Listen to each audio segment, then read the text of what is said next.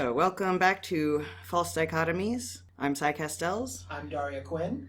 And today's episode is a bit different from usual in that this will be the first of, hopefully not the last, episode in which one of us will teach the other about a topic of interest, and hopefully a test case for episodes of that sort. Specifically, I'm thinking of, eventually, Daria, you're going to teach me all about wrestling. Oh, yes. yeah. And that will be a much larger and more complex and more loaded topic. But in this episode, we'll be talking about the Enneagram, which is a system of personality types, less scientific and more rooted in spirituality and mythology. But in its modern form, it doesn't really require any knowledge of its roots in culture. I have not personally researched the origins of the Enneagram, but I know that it is very popular among spiritual communities, especially Christian ones, and that's actually where I encountered it, but I have found it especially useful for me, even outside of that context. And I think of it as combining the best aspects of the scientific personality type systems like the Myers-Briggs types and more mystical systems like the Zodiac, which has a lot less evidence for it, but people find it really enchanting. So, and I'll be mostly drawing my information from this book called The Wisdom of the Enneagram by Don Richard Riso and Russ Hudson. It's a book that was used to introduce me to the topic by my cousin Michelle. I love you, Michelle. And then years later, when I found the book in a half-price books, and you can still see the sticker on the book, I rediscovered it and started aggressively typing all of my friends. So I'm excited to introduce you, Daria. All right. So you said you did a little research into this before starting. Can you get me caught up on what you already know? So I found that it's this 9-point system that is supposed to be able to map out your personality type in a far more detailed way than some of the more standardized tests they use in psychology. Like you said, it's the Myers-Briggs, and so that I found very interesting was the idea that there was something that went more in depth than just, it's sort of like there's a meme going about the Hogwarts sorting cap. There's 4 kinds of kids. Yes. And it's like, well, no, actually there aren't 4 kinds of kids. It's brave, smart, evil, and miscellaneous.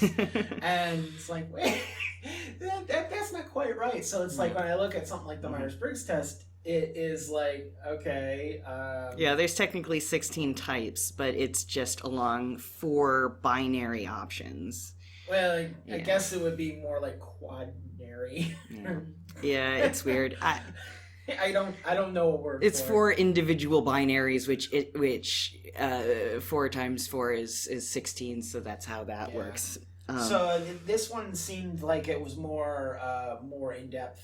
Yeah, and it's I think more holistic. I have 4 things I like about the Enneagram. One is that 5 things I like about the Enneagram, because I can't read my own writing.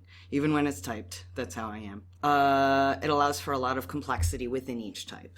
And we'll get into this as we get into the specific types, but each type has a specific way that they respond to stress and a specific way that they behave when they have achieved personal growth. Okay. And in fact, there's what they call the directions of integration and the directions of disintegration, where each type, when they are under a lot of stress, they will begin to behave like a different type.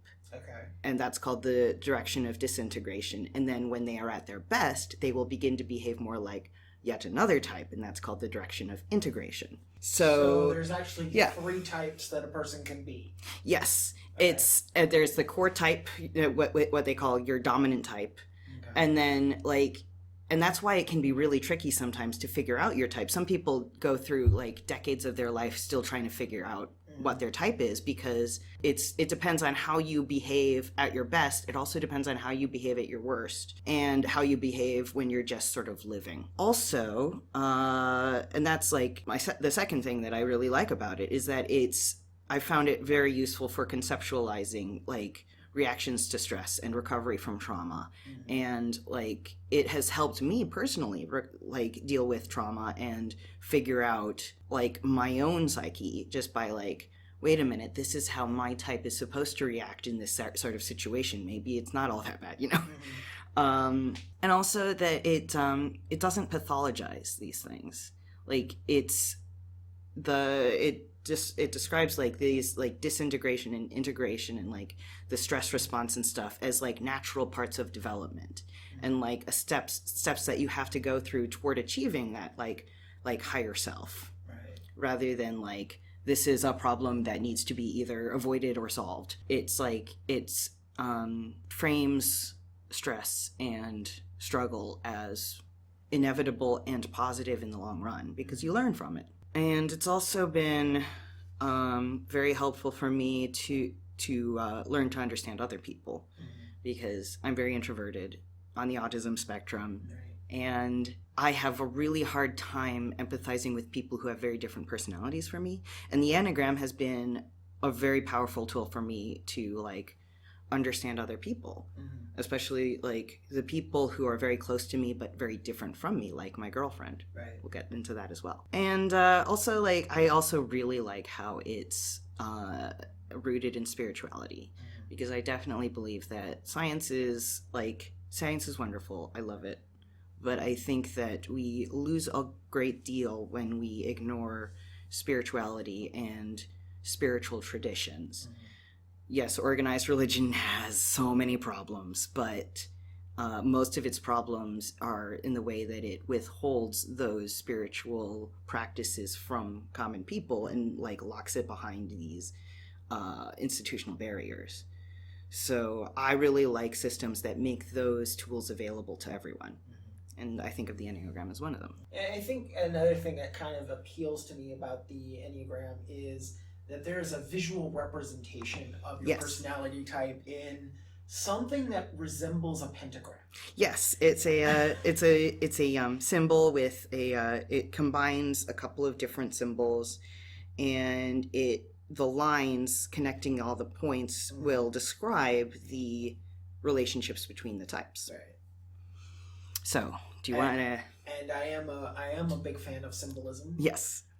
It's probably whatever religious structures I've ever really been a part of, or non-religious structures, or just any sort of mythology. There's always a litany of symbolism that goes into it. The various like with Christianity, the cross, and the lamb and the lion, and those things, or the fish and the Kiro. Yeah, so it's like I am very interested by the mysticism of symbolism. Yeah, and I think that's like, especially like I keep looking past you at your like shelf of in that particular direction, Transformers and Power Rangers. That's all Power Rangers. It's all Power Rangers? The robots are Power Rangers too. The Power Rangers drive giant robots called Zords, and they combine into even bigger robots. I didn't even know that. But you also have, of course, your Marvel and DC superheroes, and you're also wearing a He-Man shirt right now. And it's like quite often the most recognizable things about these characters are the symbols they wear. Like He-Man has that equal armed cross on his chest, and he's got that very distinctive sword, and like Superman has that stylized S on his chest, and wherever you see that S, that's Superman. And that's part of the purpose of the collection. That's why I have these things that I have, or these are symbols that are important to me. They are symbols that I respect, and in a purely metaphysical sense, I have basically been collecting totems to ward off evil, in a sense.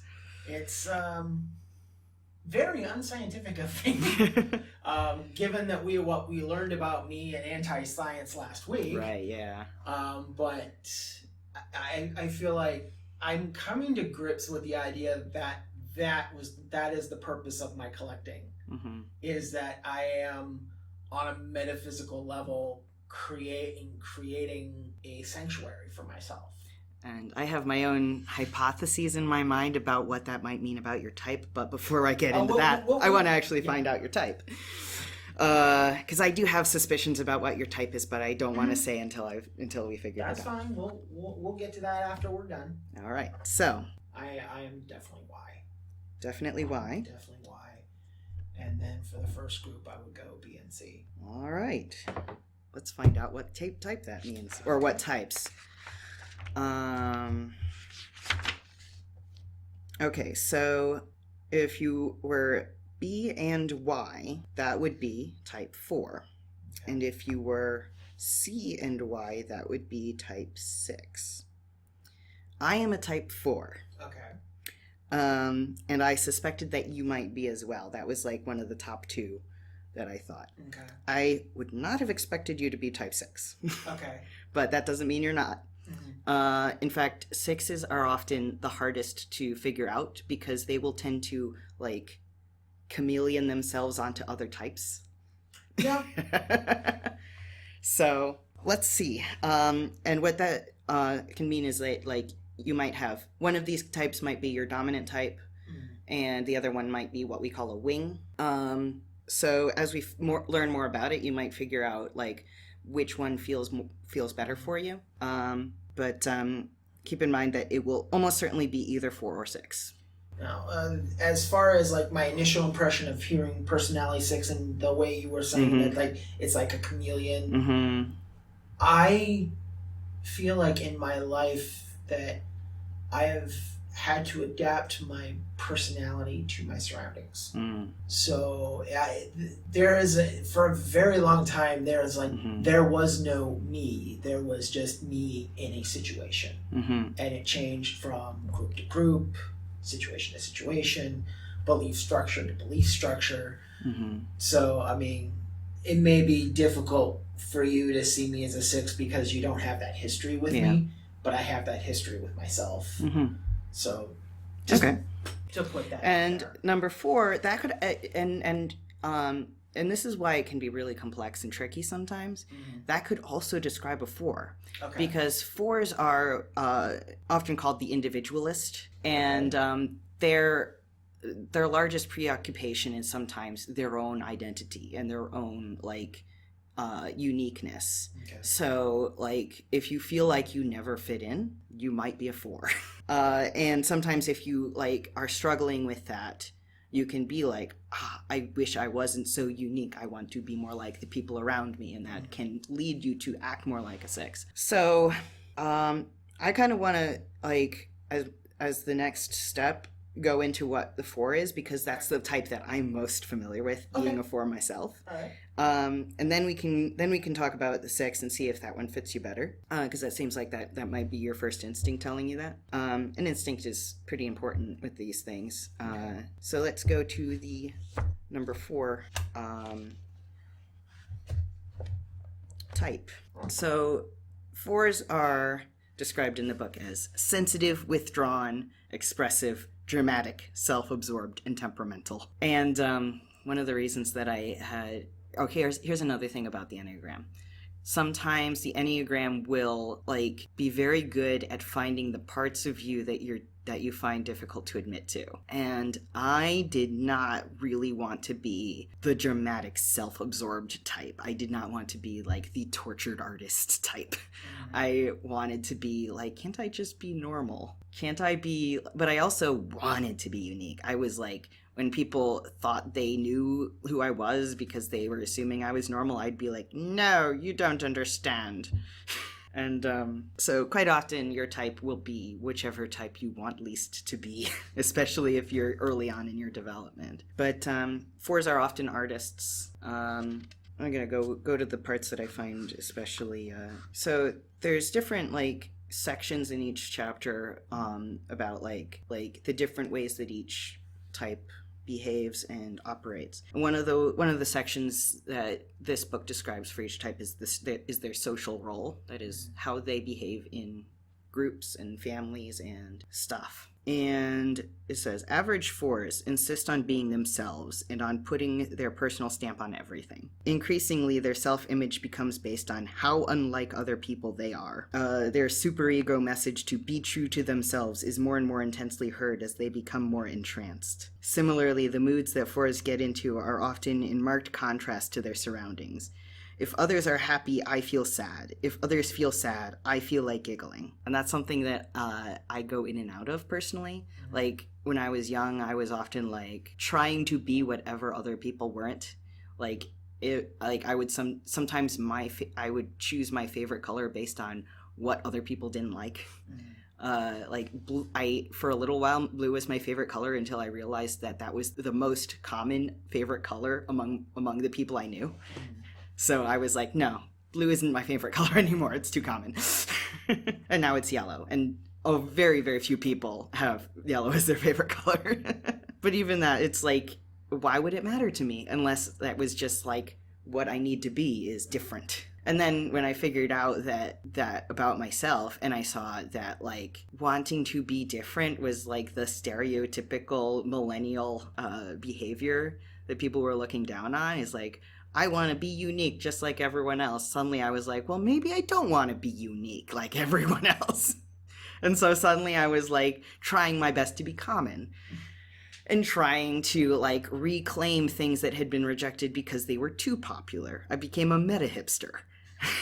Okay. And like, so yeah, that's like, and that's the kind of thing I didn't begin to figure out who I really am deep on the inside until I'd accepted that was a tendency. And then I was like, wait a minute, if I didn't have to like worry about separating myself from other people, who am I on the inside? And then I was like, oh, okay, maybe I do like some things that are popular and some things that aren't, and that's fine. And that can be unique as well. And now I've found ways that I really am unique that are based more on like the things that have the traits and qualities and skills that have arisen out of like my actual actions rather than self-consciously like manipulating my image. And that really ties into being trans as well. Yeah. Because identity formation and trying to distinguish yourself from others while also trying to fit in some way, that's very much a trans struggle. Yeah. I want to get into the directions of disintegration and integration. So my direction of disintegration is the 4 will begin to behave more like a 2.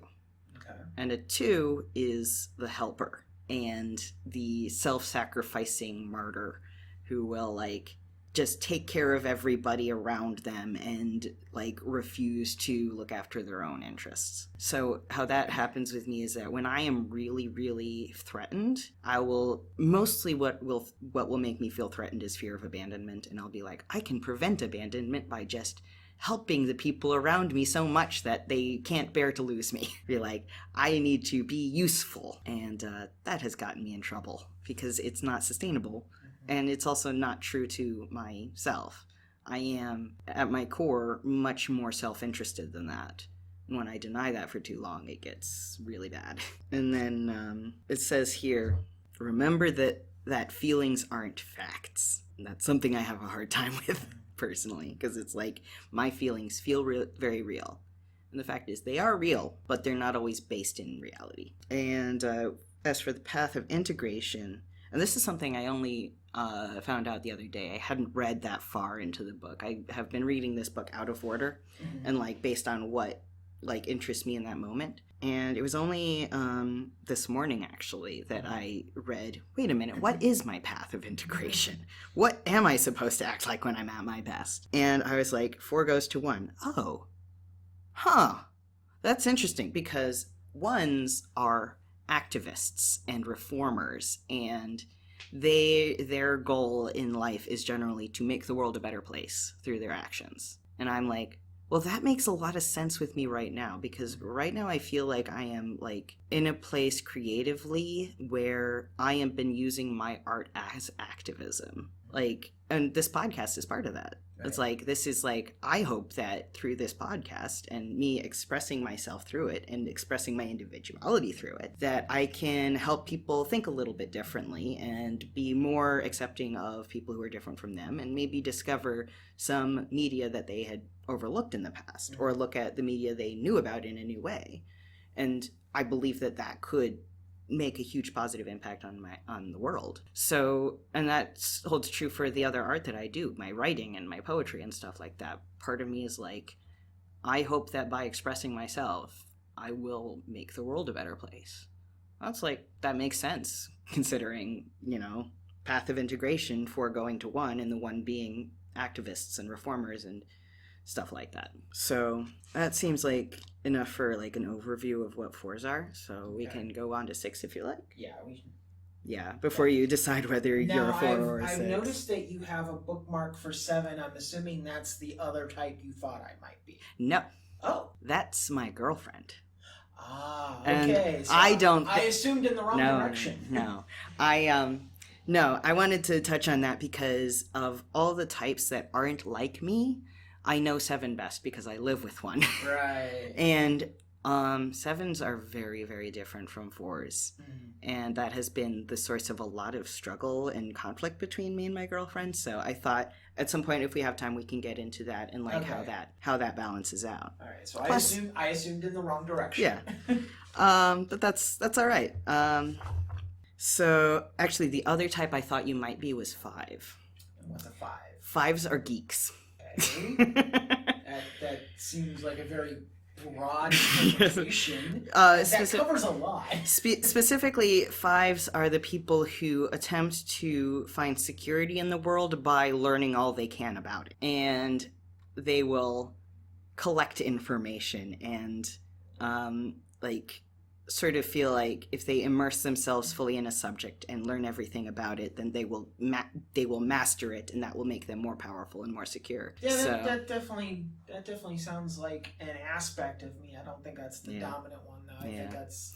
Yeah, I used to think I was a 5 before I realized that I am way more ruled by my emotions than my intellect, and I idealize 5s because I think scientists and researchers are like the best people in the world, but it's not me. I definitely have that part of me. I think that I am a 4 with a 5 wing, but 4 is definitely my dominant type. Yeah, the reason I would think that 5 is somewhere in my wheelhouse is because, as we have learned on this podcast, Daria has a treasure trove of random, completely unrelated trivia to bring up at different points. Yes. Because that's how my brain works. Yeah. And I am friends with some 5s, and they can be really annoying at how they intellectualize everything. It's like I could be like in an argument with a 5, and they'll be like, well, your behavior fits into my theory of the universe because blah, blah, blah. And I'm like, no, think of me as an individual, not as a cog in your conception of the universe.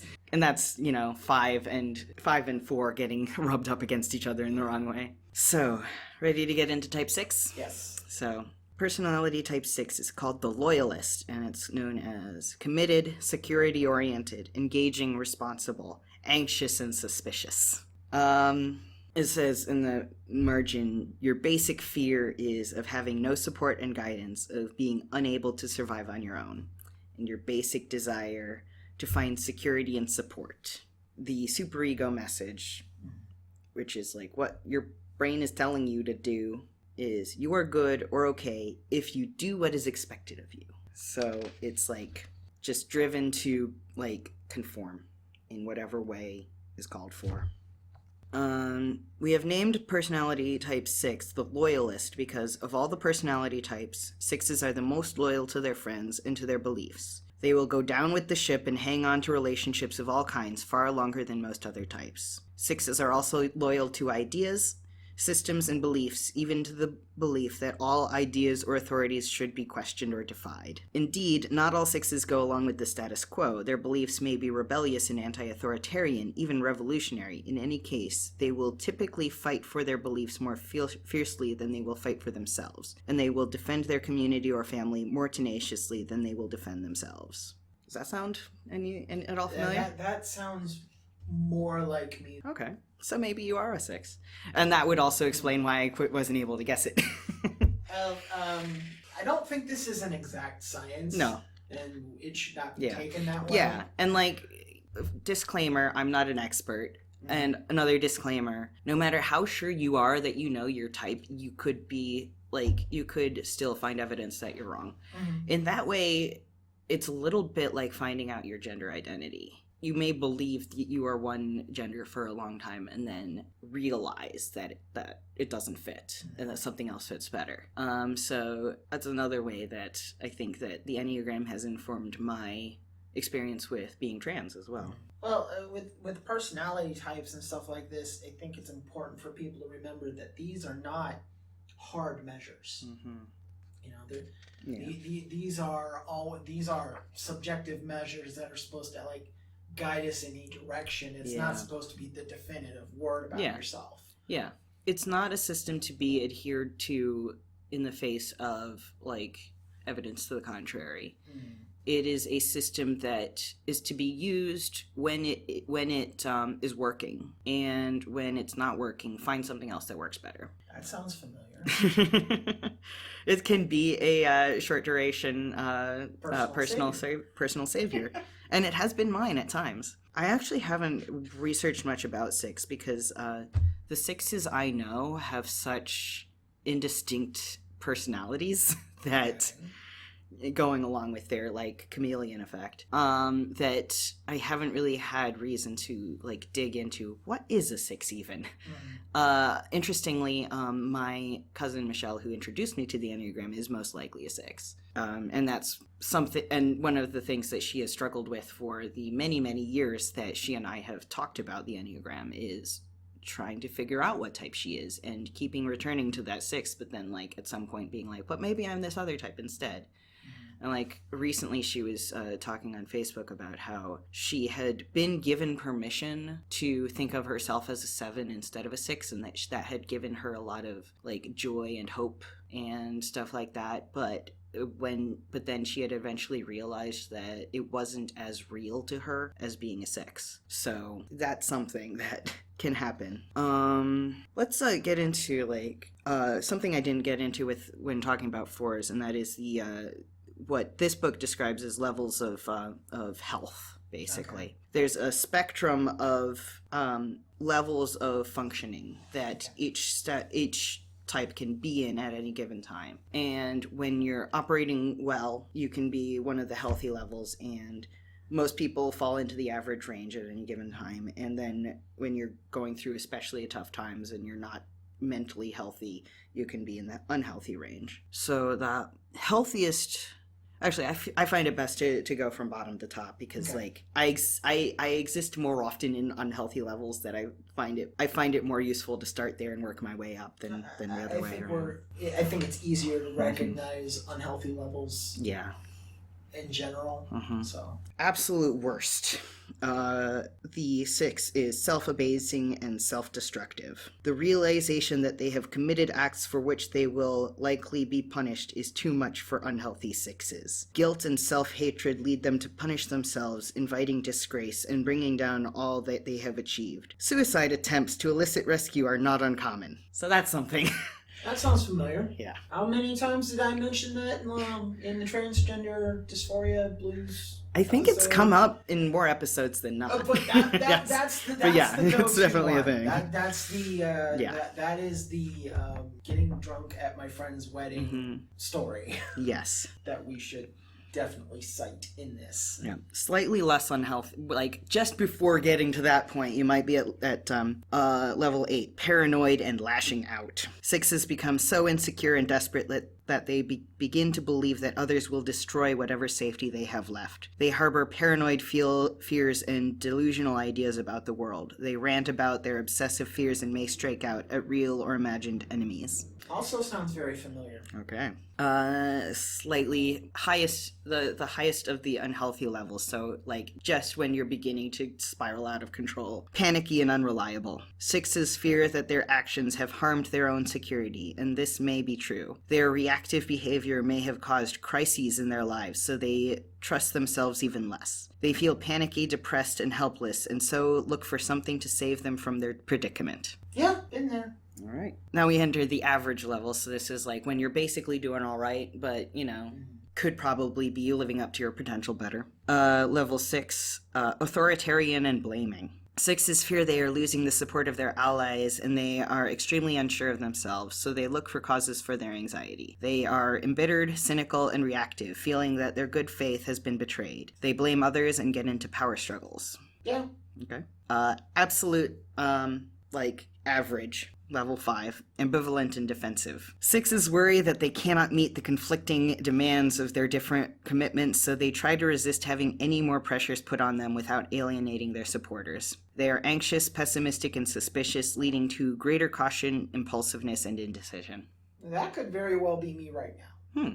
Well, I'm glad that you and I have been reliably putting out this podcast then, because that seems like something that having commitments but being able to actually meet them is probably good. The highest of the average levels, level 4, dutiful and loyal. 6s begin to fear that they will lose their independence, but also believe they need more support.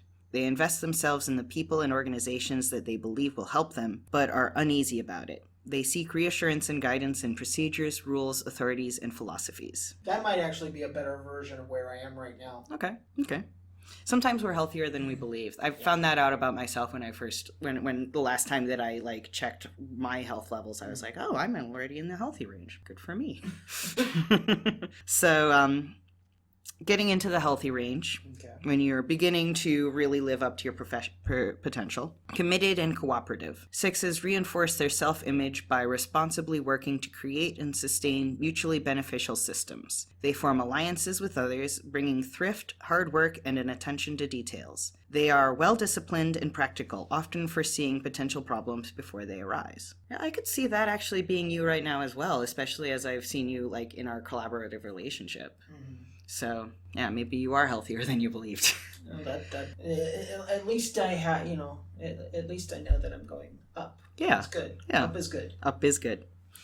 As you're getting even healthier than that, engaging and reliable. 6s focus on the environment to find support and to alert themselves to dangers. They are friendly, trustworthy, and engaging, seeking to build connection and stability in their world. Self-image. I am solid, attentive, and dependable. And at the very highest level, this is self-actualization. That's the meme where the brain is exploding into light in all directions. Liberated 6s let go of the belief that they must rely on someone or something outside of themselves for support. They discover their own inner guidance. They also paradoxically achieve their basic desire to find security and support, particularly in their own inner guidance. They then become truly secure with themselves, grounded, serene, and valiant. That certainly sounds like one of my goals in life. An overcoming of that central struggle of trying to, determine yourself in relation to others. Is realizing, wait a minute, I don't need to just be dependent on fitting in and being connected to others and depending on others. I can depend on myself and become that thing that I align myself with. And that's a pretty good thing to be focused on, I think. And what I really like is that for another type, that could be for a type 4, that could be, or I suppose for a type 8, that could be the opposite of what their goal should be. They could be too independent as a natural impulse, and then realize that they need to be connected with others in order to really be fully actualized. And that's what I found, is that I need to stop being so folded up inside myself and instead form relationships with others in order to find meaning in my life. Thoughts so far on this whole thing? I think we're on the right path. Yeah, okay. Or it's certainly a path that sounds right to me at the moment. Yeah. Okay. And again, if that doesn't fit you in the future, feel free to like evolve your understanding. This is not a hard science. Yep. Do you want to go into directions of integration and disintegration? Well, of course. What you look like when you're at your worst and what you look like when you're at your best. I would love to know what I'm like at my most beautiful. Call back. So you're reacting to when you're the direction of disintegration. When you're reacting to stress, you will go to 3, which is my mother's a 3.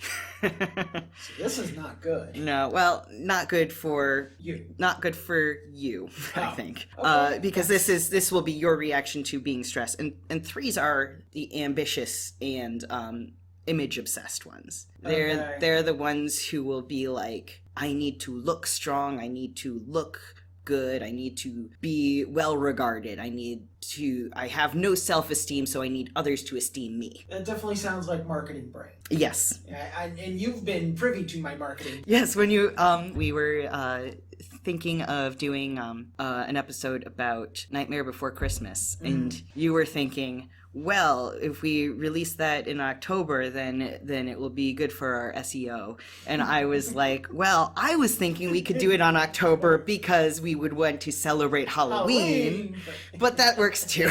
So yeah, that's like, of course, when your desire for security as rooted in like conforming to society and conforming to the people around you goes too far, and it's like you're become obsessed with your image and obsessed with looking good and being well regarded. And that's like I mentioned my mother is a 3, and whenever she and I got into a fight, now I get loud, I do not have a volume knob, she would go around and close all the windows because she didn't want the neighbors to hear. And that was like, for me, that was like, you care more about what the neighbors think of me than what like is going on inside of me, your child. And that really hurt. But that's something that is like a very typical 3 anxiety, is looking good. And like to her, looking like a good parent was more salient in that moment than actually behaving like a good parent. So I know more about the negatives of 3s than the positives. Okay. And there's a chance that will be more what you resemble when you're under stress or going through trauma. I think too is that I think that's how I am on social media, in the sense that I maintain a Twitter in my mind for brand recognition, which is again purely rooted in the marketing brain. Is like, okay, as a person on this podcast, I am by a very broad definition a public figure. I have contributed to wrestling websites. I've done other stuff. I don't think I'm famous. I'm definitely not famous. But my dead name, and now as Daria Quinn, I have done things that potentially put me in a public setting. Right. And you're conscious of what that public image looks like. Right. Whereas I am more like, I'm going to be myself no matter where I am. And that's my brand. Right. It's like, if I have a brand, it's not caring about my brand. Right. It's like, and that's like, I'm very open about my feelings, my experiences, my like inner life. And that doesn't mean I don't like privacy. I need privacy. Oh, we all do. But it means that I am virtually the same person in public as I am in private. All that really changes is how safe I feel. So if there's like, if you're behaving, like if you're cultivating a public image intentionally, you might be a 3, or at least acting like one. There are days where that's exactly what it is just cultivating or maintaining a public image. The other is being available to the public for the public image, I run all the social media for this podcast. Mm-hmm. And this is something that Daria volunteered to do. Yes. I was like, I would been fine not having a social media presence, at least not at first, just because I wanted to focus on actually creating the podcast and putting it out there and making it available and like sending links to people if as like the only form of marketing. And Daria stepped in and set up the Twitter account, set up the Facebook account, and like and even like created the logo without being asked. And it's like and that's been really useful work, and that's stuff that people get paid to do. So it's I appreciate you stepping up and doing that. Well, I feel that having those sorts of things gives and makes our podcast seem more professional. Yeah. Like we're not just two people on a microphone killing time. Yeah. We're actively putting out something that we believe is of substance. Yeah. So I mean, Kid Rock is probably not the grand philosopher of the world, but it's like if you want to be big shit, you got to act like big shit, which is why we have big shit. Yeah. Whereas my philosophy when it comes to my art is much more like if I create it well enough, then it will speak for itself. Right. And that works for a lot of artists, and it really helps if you don't care how popular you get. And like the thing is, I'm gonna be creating art no matter how many people see it. If I am the only person who ever sees what I create, I will still be doing it and still be happy doing it. Yeah. As it happens, I'm making stuff that other people appreciate, and that's really great. It makes me feel fulfilled in a very different way, but it doesn't mean that that's why I'm doing it. Well, it's like I don't think any artist creates something necessarily to get it, to get popular or famous or whatever else. And if they are, it might not be the best, stuff. It's just that I feel like if I'm putting all this work into doing this, especially with like, for instance, the Save Yourself stuff, I spent 6 years of my life putting all that stuff together. Yeah. And when I put it out there and it just kind of doesn't get a reaction, I feel like I wasted my time putting this out there. And then of course I listened back to it and I was like, no, I got something really good out of this. But it's the curse of the marketing brain. Yeah, and like I was like, it's really weird because like so it's like you are an artist, you create art. But, like, creating it for its own sake doesn't seem to fulfill you the way it fulfills me. Yeah, I'm definitely looking for an audience. I feel like I feel like that I don't like speaking into the void. It's one of the reasons why I stopped writing about wrestling online. I was always confronted with a very stubborn reader base that just wants to pick out, that just doesn't want to listen to your ideas. And I got tired of talking to walls. I found it very frustrating. And the negative environment of that subsect of the wrestling fan base, I got tired of it. And in fact, it's one of those things that I've been telling people for like the last year and a half is I want to get out of reviewing things. It's part of why I'm glad I'm doing this, is that we're not reviewing anything. Yeah, we're responding and reacting. No, not even that, but I mean we're having deep discussions about things. The media is a jumping off point. Yeah.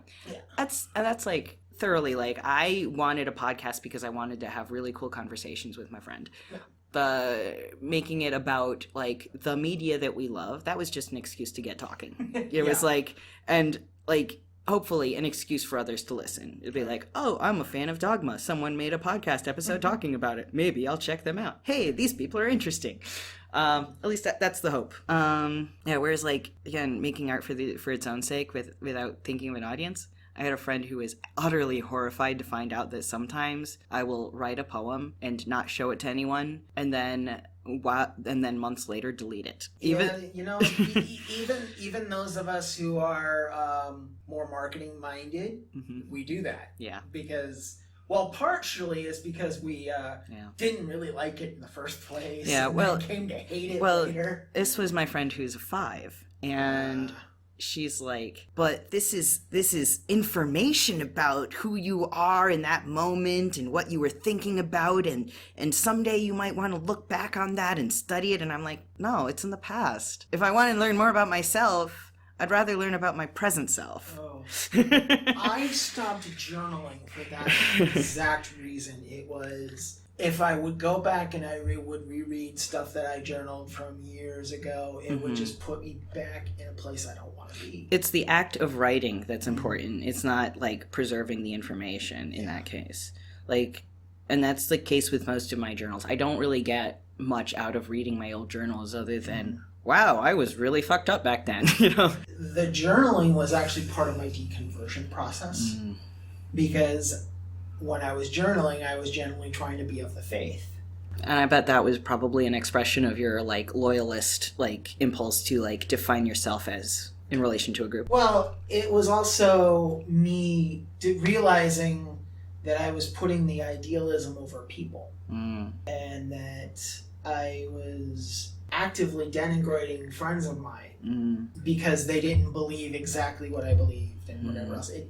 It was showing me that I was turning into the very kind of person I despised. And I couldn't keep doing that. I was like, I don't want to be this person. So of course I destroy them. And So it was actually like, because it was affecting your relationships with others? Yes. That was what... And that's very, and that sounds like a 6, actually. And it's like, you know, I'm looking back and realizing, wow, I must have been this absolute horror to be around. I don't want to be this person. This is not,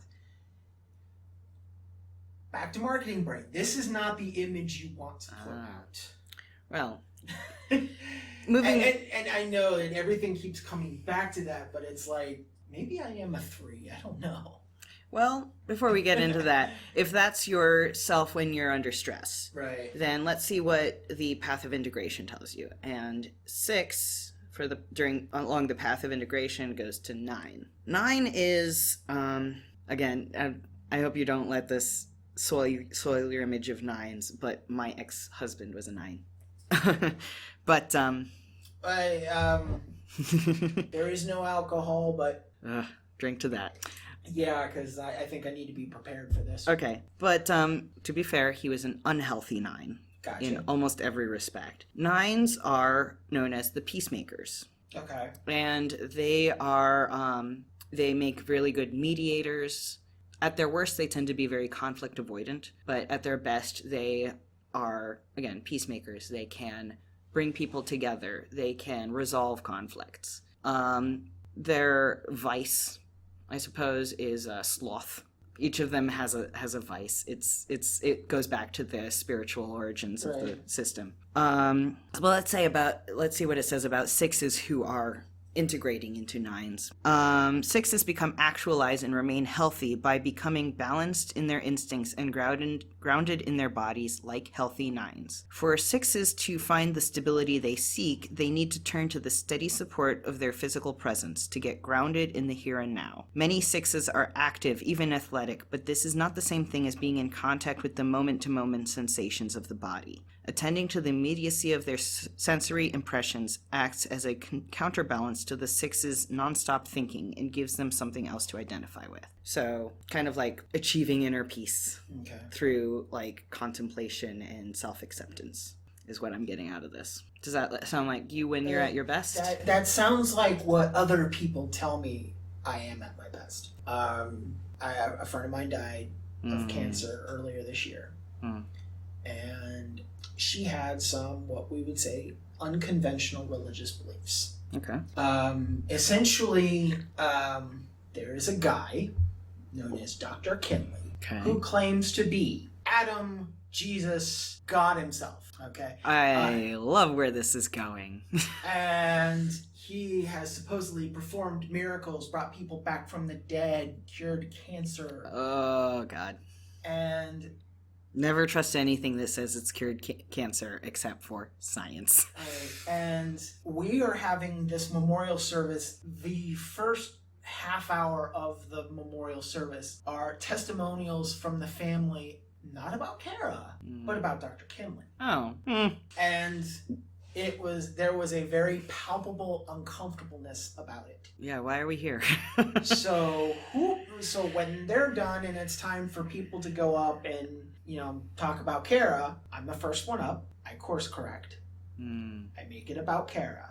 And afterwards, people are like, I'm glad you did that. And I'm just there thinking, it's like, I had to get out of that service when it was over. I couldn't stay afterwards. I did one thing. I asked for reading material. Because if I'm going to have this knowledge in my head, I'm going to focus on it. I'm going to learn about it. If this thing is going to bother me about how my friend died and what my friend died believing, I should know what it is. And my dad, who I don't have the best relationship with long term, but I do have a really good relationship right now. That's even good. Though if he does know about Daria, he doesn't bring it up, and I don't bring it up because I don't need the hassle. It's more than it's worth at the point. Which seems like a 6 thing to do, honestly. Yeah. And possibly a 9 thing to do. So I call my dad because I know that if I need to talk about some like messed up religious stuff, I can trust him with it because I know where he's going to stand on the issue. It's not like I'm going to go up to somebody and, oh, by the way, my dead friend had this crazy belief that this dude was Jesus, and like, I don't know how that would be received by a lot of people, and I don't know if they'd want to even touch the subject. But I could talk to my dad. I knew that I could trust him with the information, and what he told me was, don't let it consume you. And that's basically when I stopped researching it. I'm still very upset that this charlatan, this guy that claimed to be Jesus, who was dead before she even found out about him. So, points on... Early in one of the first things they said about the guy is, Dr. Kinley doesn't want you to believe he's Jesus. He wants to prove that he is God to you. And he will prove that he is God to you to your level. Okay, guess what? He's dead. Can't do it. You can't prove yourself, dude. You're dead. Yeah. I don't go for dead guys. If you're so Jesus, why aren't you back by now? At least be a zombie. It's been more than 3 days, buddy. Yeah, it was like 1975 or something when he died. But this generation will not pass before. Yeah. Oh God. So it's, and I bring that up because it's like there are other examples of me almost instinctually either being really good at counseling somebody or diffusing a situation or otherwise doing things like that. And I'm not saying these things to pat myself on the back. I'm only saying these things because other people pointed them out to me later on. And like days later, I would go back and they're like, I'm really glad you did what you did because, it helped correct the course and it helped break the tension.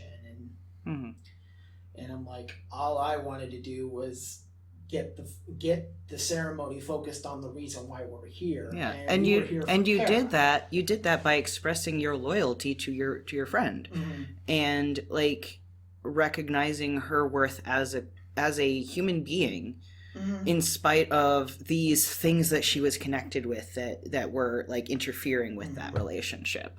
Yeah, and that's really powerful and admirable. I wish sometimes that I could be strong enough to do that. It's sort of, I guess it's the Superman complex of or Superwoman. I don't. Well, I mean, Supergirl or Wonder Woman. I don't know, whichever one fits. Well, anyway, you don't do good because it gets you rewarded. You do good because good needs done. And something else I got. So I did get the good things from my dad. But I probably got that more from reading comic books than I did from religion. So, anyway. So that's that's 6. Do you want to get into 7s? My girlfriend's type? We can do that. But you mentioned that there is I guess a deadly sin associated with each of these personality Yes. types. So I was curious as to what a 6's would be. Well, not one of the classic 7 capital sins. Fear has been assigned as the passion or underlying emotional distortion of the 6. since the root of so much of type 6's behavior is based on insecurity and reactions to fear. Oh, yeah. That's it. Six You is... hit the button. Okay. More confirmation then. 6's fear can be seen in worry about their security and about potential future problems, but also in chronic self-doubt and anxieties about others. Although 6's can appear on the surface to be extremely friendly and people-oriented, they often harbor deep fears that others will abandon them, reject them, or harm them. They fear that they will make some mistake that will ruin their relationships and that others will unexpectedly turn against them. Thus, much of their friendliness comes from a desire to check in with others to make sure that everything is still okay. And Does that answer your question? No, that fear is often compounded by the people who very much let you down. Yeah. Some of which I have discussed here. I got into like 9s being like a type that I consider to be somewhat incompatible with me, and mostly because of my experience with past 9s, because my ex is not the only ex of mine that was a 9. Okay. I've had at least 3 exes who I either know or suspect to be 9s. Okay. And all of them abandoned me very abruptly after hiding their discomfort and doubt for many, many months. And that's something that 9s do, is like in preserving the peace, they will like ignore their own needs and avoid conflict until it's like too late to do anything about it. And that's why it's like, there are types that I have bad experiences with. 9s and 3s are the most salient. Okay, so and those happen to be the 2 types that are like associated with yours. So yeah, okay. But like I think that can work out in the long run, because that's the other thing. One of the things that the Enneagram does is it evolves your understanding of yourself and others to the point where you can learn to relate to others in a new way. And when I finally made the time to sit down and try to figure out what my mother's type was, it was a huge step in me like making peace with my experiences with her.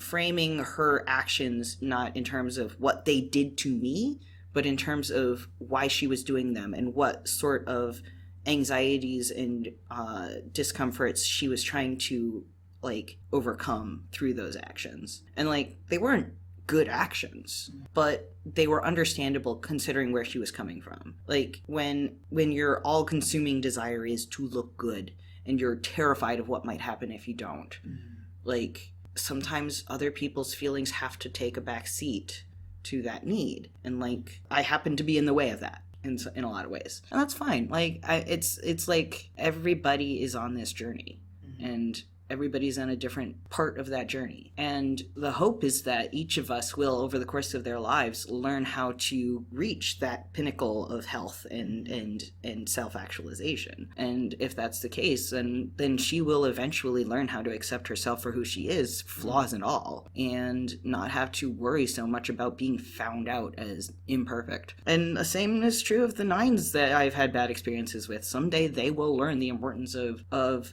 speaking up when they're uncomfortable and like confronting the things that are bothering them instead of just like quietly hiding from them. And hopefully that will mean their future relationships will be healthier. And it goes back to what I like was talking about earlier about how the Enneagram allows us to like conceptualize our struggles as a necessary part of growth. Let's go ahead and learn about Jeanette.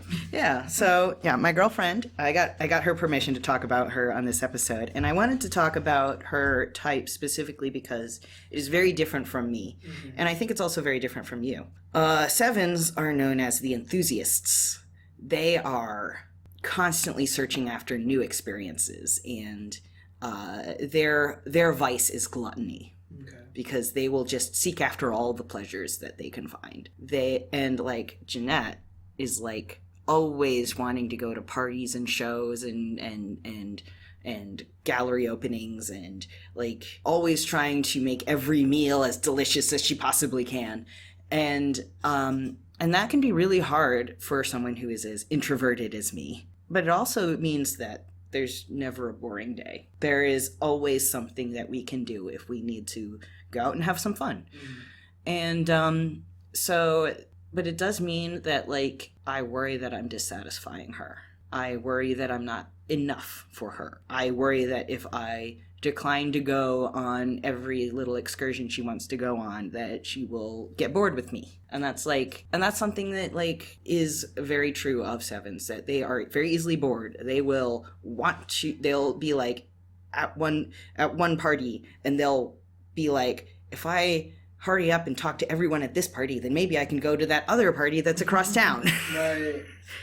Whereas like, and that literally was something we fought about a while back, because like we were planning on going to our mutual friend's going away party recently, and it's an hour drive away, and in my mind there's only time to go to one thing if it's an hour drive away. Right. And on the night before, I found out that she had 2 other things that she was hoping to get to go to on that day.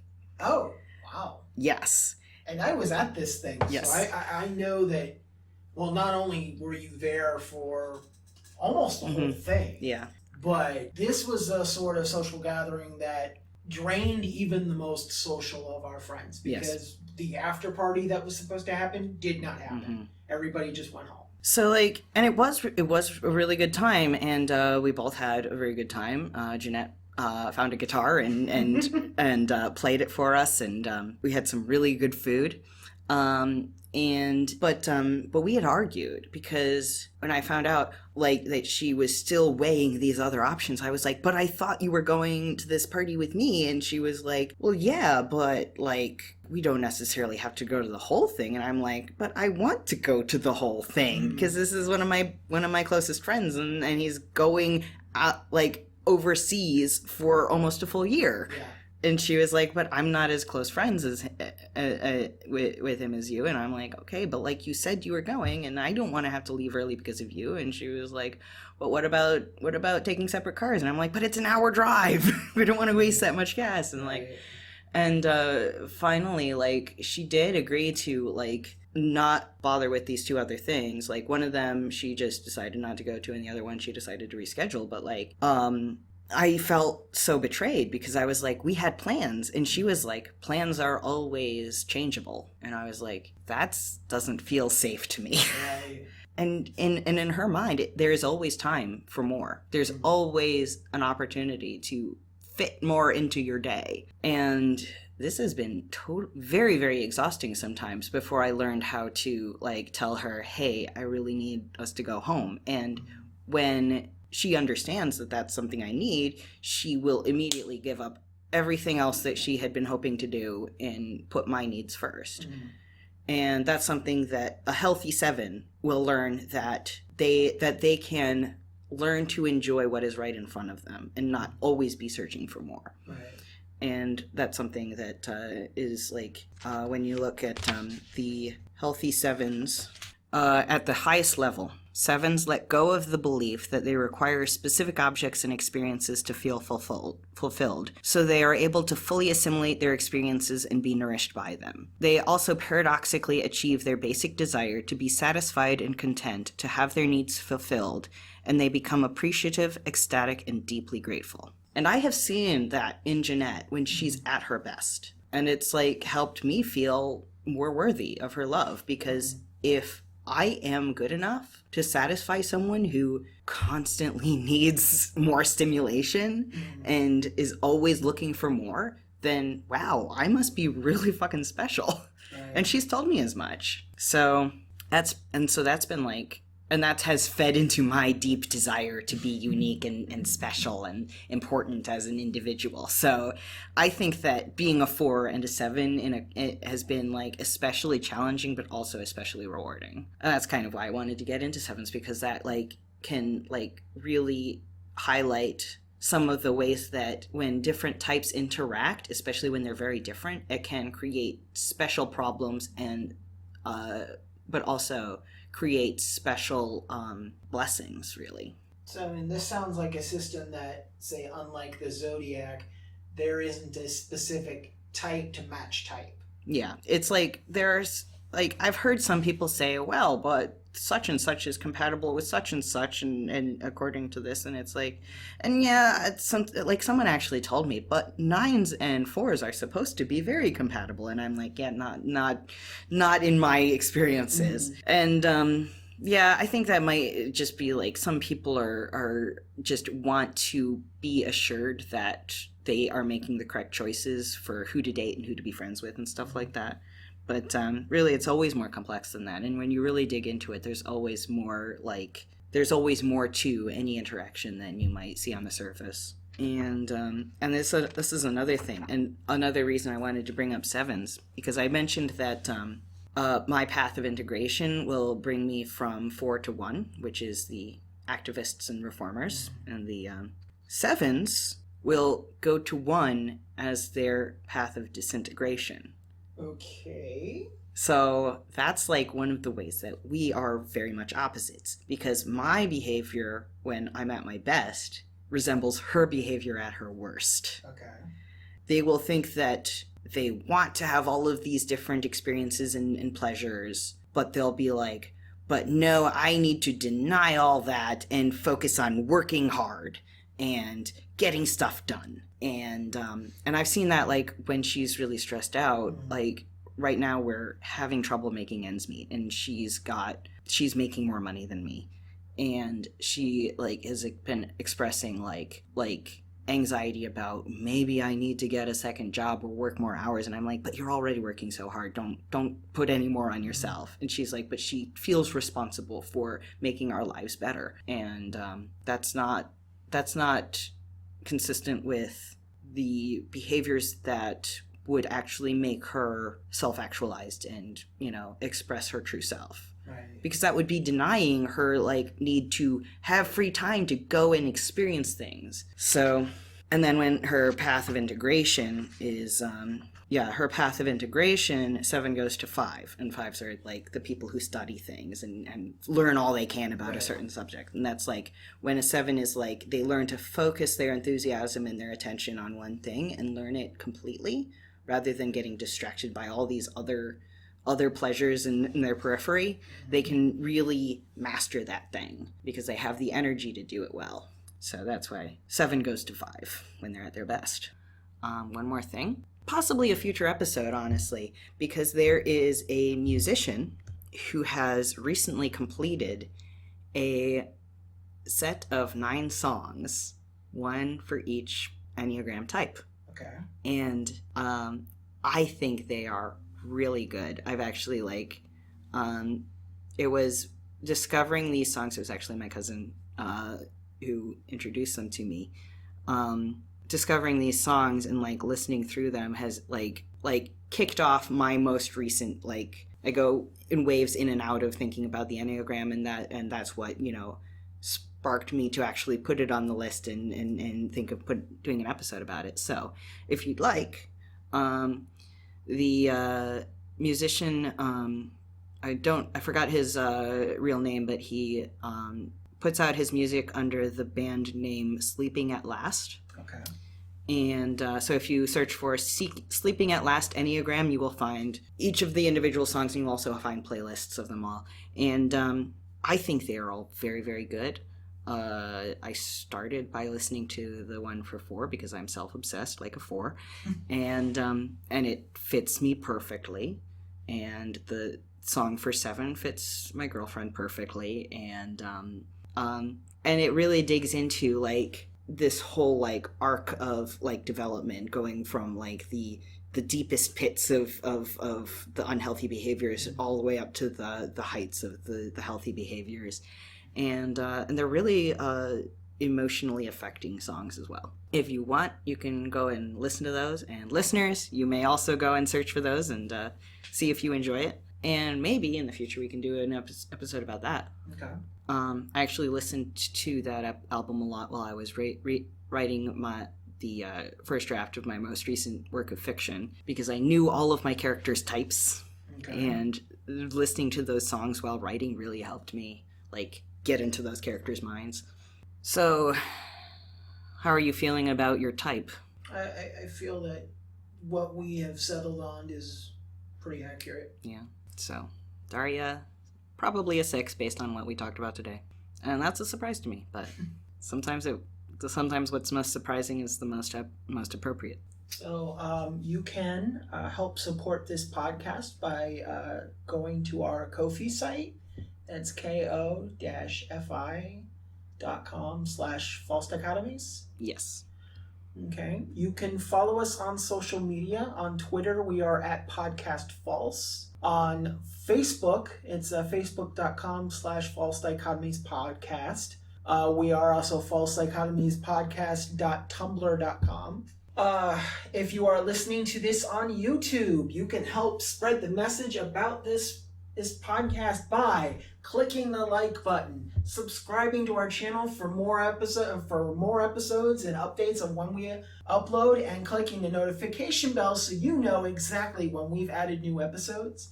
You can also download our past episodes on Libsyn, libsyn.com, falsedichotomies.libsyn.com. And am I missing anything?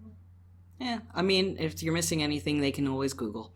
Send a link to your friends if you think they'll enjoy it. Word of mouth is good too. And I hope that you'll stick around and see what else we talk about in the future. This has been False Dichotomies. I'm Cy Castells. I'm Daria Quinn, and thank you for spending your time with us.